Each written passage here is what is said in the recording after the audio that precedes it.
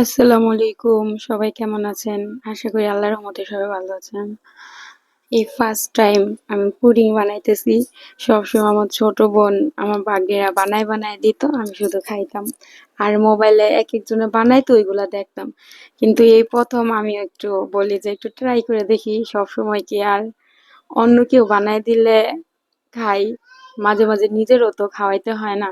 এই জন্য প্রথম বানানোর ট্রাই করতেছি।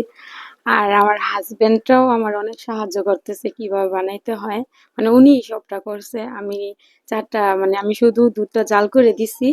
তারপরে উনি আর চারটা ডিম আর ওই যে ড্যানিশটা মিশাই দিছে, এই যে বাকিটা উনি একদম সুন্দর করে ফেটতেছে।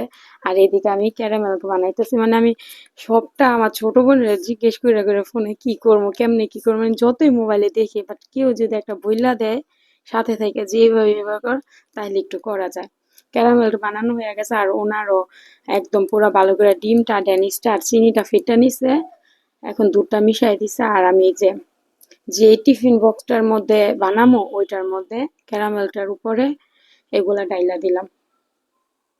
তারপরে এই যে গরম পানি বসাইছিলাম, গরম পানি কতটুক দিমু ওইটা লইও বেজাল লেগে গেছে গা। আমি প্রথম কি করছি, পাতিল বেশি অর্ধেকই বইরা দিছিলাম। পরে আমার বোনরে ফোন করে দেখাইছি যে কতটুক দিমু, পরে আমার বোন বলছে যে না, অর্ধেক দিতে হইব, যাতে বলক আসলে ভিতরে পানি না যায়, মানে টিফিন বাড়িটা বলক আসলে তো উপরে পানি উঠে যাবে। উপরে ওর কথা মতো পরিমাণ মতো পানি দিয়ে বসাই দিছি। এখন দেখি না, আমি আল্লাহর রহমতে জমছে। এখন পরে কি হবে আল্লাহ জানে, নামানোর পরে দেখা যাইব। তারপর আমি যেদিকে আধা ঘন্টার মতো ফ্রিজে রাখতে দিছি ঠান্ডা হওয়ার জন্য। পরে আধা ঘন্টা পর নামাইলাম, নামানোর পর মানে আমি লইয়া যাই নাই ওনার কাছে, আমি বলছি যে মানে হাসিবার বাবারে বলছি যে তুমি দেখো কি অবস্থা। পরে এই যে উনি প্লেটের মধ্যে দেখে যে কি অবস্থা, একদম উপরে দিয়ে পুরো ফাইটা ফাইটা গেছে গা। পরে আমি কই যে কেমন হইলো, সবাইটা কত সুন্দর হয়। উনি বলতেছে সমস্যা নাই, মাত্র প্রথমবার ট্রাই করছে, আরেকবার করবা দেখবা সুন্দর হইব। পরে উনি বলতেছে একটু দেখি কি অবস্থা খাইয়া। একটু খাইলো, খাওয়ার পর বলতেছে যে না, সবই ঠিক আছে, মিষ্টিও ঠিক আছে, সব দিক দিয়ে ঠিক হয়েছে, শুধু উপর দিয়ে এরকমই হয়েছে। এখন আপনারাই বললেন কি কারণে আমার এরকম হইলো। তারপর আমি এই যে প্রথম সুন্দর করে কাইটা আমার শ্বশুরে দিলাম।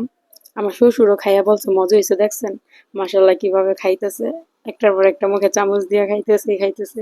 তারপর আমার হাজবেন্ডকে দিলাম, উনিও খাইয়া বলতেছে যে না ভালো হয়েছে। তারপর আমার শাশুড়িরে দিছি, আমার বাইকনারে দিছি, মানে আমার ননাসের ছেলেরে ননাসের